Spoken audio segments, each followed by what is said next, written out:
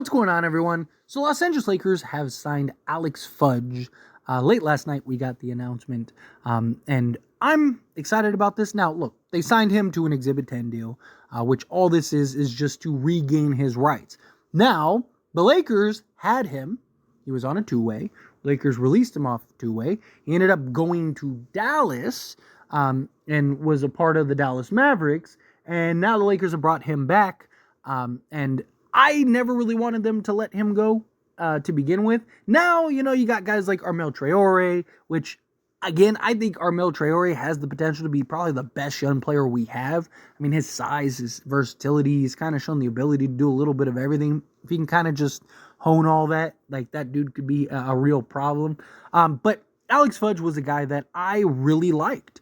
He went undrafted. He was a real project, a serious project, but he was this guy that was, 6'8", 6'9", versatile on the defensive side. Really kind of reminded you of like a Jared Vanderbilt type, right? Not really this great shooter, but just incredibly versatile, give you that hustle, give you that energy, can defend at multiple levels. So it was just like, man, if we can kind of shape him even into another Jared Vanderbilt type of player, that could go a long way. That could be huge.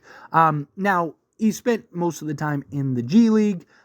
Last season, averaged 21.7 minutes, gave you 8.8 points, shot 48.8% from the field, only shot 33.3% from three-point range, but that was only on 1.5 attempts. So again, not really giving you much in the shooting department.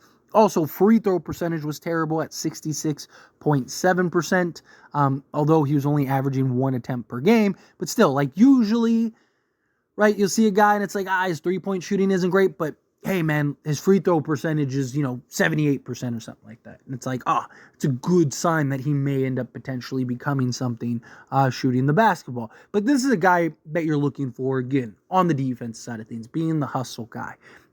He gave you 4.5 rebounds, 1.3 assists, half a steal, 1.7 blocks per game, right? So this is a guy that, again, gives you the versatility you need on the defensive side of things, and also could be a real impactful player, slot him in the right positions, but he's also still very young enough to where you may be able to develop him into, I don't think he'll be an elite three-point shooter or anything like that, but I do think you could potentially get him serviceable, right? Can you get him around 36% from three, right? Now you're talking, right? He's not great around league average, but it's good enough to where teams have to have concerns. And if he could be just that versatile lockdown defender that could essentially defend 1 through 4, right? Like that could go a long way.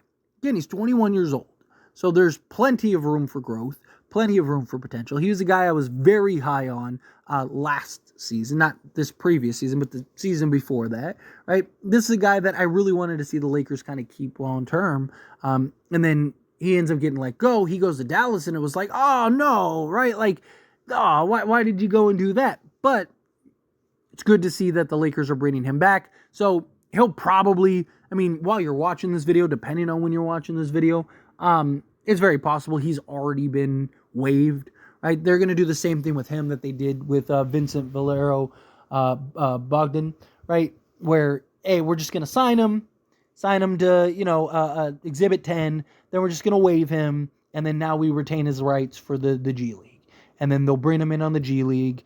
And, I don't hate the idea of having Fudge, though, actually be a part of training camp, right? Because, again, he's a versatile, lengthy, get-after-it defender, right? So to have him and his size and his length to just pressure D'Angelo Russell and Austin Reeves and, and even, guys like Rui Hachimura and stuff like that. I don't hate having multiple long, lengthy guys, which you're seeing the Lakers really kind of prioritize here, right?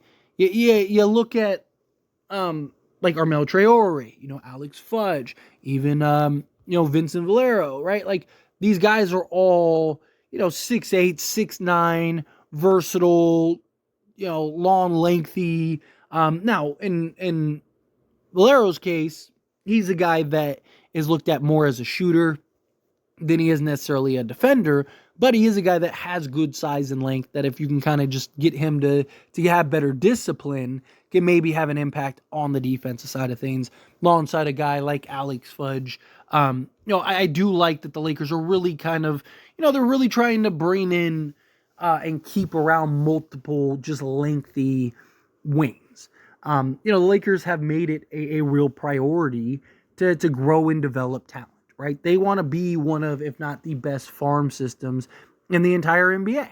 And they want to be able to basically take guys from undrafted to real rotation pieces within, a reasonable turnaround, right? And with the new CBA and stuff like that, you need that, right? You need a guy like an Alex Fudge to become something, or an Armel Traore, or a Blake Henson, or whomever, right? You need some of these guys to really kind of become a quality, at least bare minimum rotation piece. So that way, you have time. You have, 2-3 years minimum to where, okay, this wave of guys, right? Rui's going out, and, D'Lo, and, whoever else, right? We're starting to lose 3, 4, 5 guys. Well, okay, now what? Man, free agency doesn't look great, blah, blah. Okay, well, great. Blake Henson's ready to go. He can give you that 6'8" size and shooting, that you were looking for from Rui Hachimura, right? Jared Vanderbilt, he didn't want to sign a new contract. He signed elsewhere. Well, don't worry. You got Armel Traore and Alex Fudge. Both guys are shooting better from three, right? Like, you start developing these guys in a way to which it's like, okay, we might actually have something here. And again, bare minimum, just be rotation pieces. If you can turn guys that are undrafted in, or late second round picks, or, late first round picks or whatever, and actually turn them into, your top 7, 8 rotation pieces, that just goes such a long way, right? Because now you actually have this cycle of cheap talent coming in, so you can kind of spend the money where it need be, right? So that way you can ensure that you have the 2 stars, and you have those like 2 consistent, third and fourth options, and then just some real quality role guys, some real quality rotation guys, right? Maybe Dalton Connect kind of becomes that clear-cut third guy, 2-3 years from now, right? And maybe Max Christie evolves into that number 2 guy, right? And it's like, okay, cool. So we got our 2 guy, we got our 3 guy, we go get, whatever, a Trae Young, and now you got your number 1, you got your number 2, you got your number 3, right? Okay, we just need that 4th guy. Oh, Armel Traore really evolved into that, like, legit 2-way, an OG Anunoby type, right? Like, boom, there you go. Again, just kind of throwing out names just for namesake to make it easier to follow along, but, just kind of giving examples. But that's the idea. If you can kind of turn, pen to paper into an actual story here, then that can go a really long way. And I think that, guys like an Alex Fudge, who have shown that versatility, have shown that defensive tenacity, and that the ability to use his size and his length and defend multiple positions and just be disruptive and cause a little bit of mayhem on the defensive side of things. And it's like, man, if we can just get him serviceable from 3-point range, you may have kind of like a Vando 2.0, even if he's not like as elite defensively as a Jared Vanderbilt. Let's say he's, 50% of what Vando is on the defensive side, which would still be very good, considering Vando is arguably the best on-ball defender in the league. But, let's say, Alex Fudge is good, not great, not elite, but he's really good, right? He's the guy that you can trust to defend. He fits in the defensive schemes, all that stuff. But he also shoots 36, 37% from 3, right? Like, I would rather have that than even just like this super elite defensive guy that's going to get played off the court that you can't rely on. If you can get a guy that, yeah, he's not elite defensively, he's not even elite shooting, but he is really good defensively and really good shooting the basketball, then there you go. You kind of marry those two, and now you have a very good player. So that's kind of the idea here. But anyway, as always, this is a discussion, and I pass a question on you. Let me know your thoughts and opinions down in the comments below. What do you think? How do you feel? What are your thoughts? Do you like Alex Fudge? Are you glad that the Lakers decided to bring him back? Were you disappointed when they let him go the first time? Do you think that he has potential to be something one day? Again, he's still only 21 years old. He's younger than our draft pick this year by like 3 years, right? So that's big, that's significant. But anyway, again, how you feel? Let me know down in the comments below. That being said, if you haven't liked this video, hit that like button. Helps me a lot. So we enjoy these types of videos, and I truly appreciate it. Not subscribe channel, hit that subscribe button. Turn on the bell notifications. Appreciate y'all. See you in the next one. Thank you.